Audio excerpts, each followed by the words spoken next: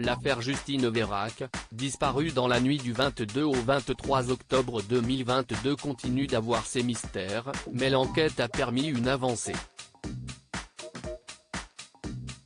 Si Lucas L.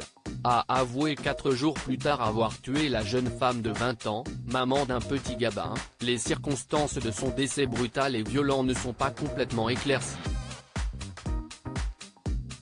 Le Parisien annonce une nouvelle information, les analyses toxicologiques, rendues publiques ce jeudi 8 décembre par Baptiste Porcher, le procureur de Limoges, ne révèlent aucune trace de produits exogènes. Ce qui veut dire que la victime, qui est décédée après une sortie en discothèque à Brive-la-Gaillarde, Corrèze, n'a pas été droguée. Les produits qui ont été retrouvés dans son corps sont de l'alcool et des médicaments qui lui avaient été prescrits à la suite d'une tentative de suicide. Ce qui écarte donc la sérieuse hypothèse de drogue placée dans son verre en boîte, émise parce que ses amis avaient rapporté que Justine s'était plainte qu'on lui ait mis un truc dans son verre. Des questions planent toujours quant à elle sur les mobiles de Lucas L.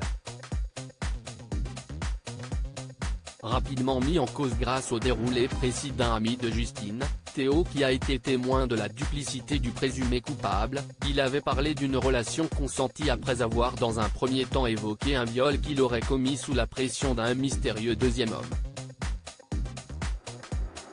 Le mobile reste inexpliqué à présent, l'enquête est là pour déterminer avec précision les circonstances de la mort de Justine et comprendre le mobile du meurtrier. Lucas L. doit répondre lors de son interrogatoire devant la juge d'instruction. L'autopsie a mis en évidence des signes d'une grande violence lors de ce rapport, caractérisé par un hématome au niveau de l'utérus de la victime compatible avec un viol, rappelle le Parisien.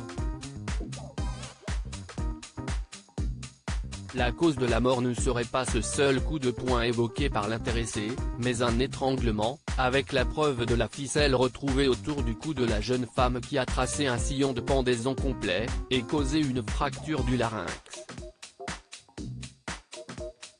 Les éléments sont particulièrement durs à lire, des traces de coups ont également été décelées sur son corps, avec une forme d'acharnement au visage, nez cassé, plaie délabrante courant jusqu'à la mâchoire. Un traumatisme facial, selon les termes des légistes, dû à de multiples coups à l'aide d'un objet contondant. Ce dernier n'a pas été retrouvé pour l'heure. Lucas L. reste présumé innocent des faits qui lui sont reprochés jusqu'à la clôture définitive du dossier.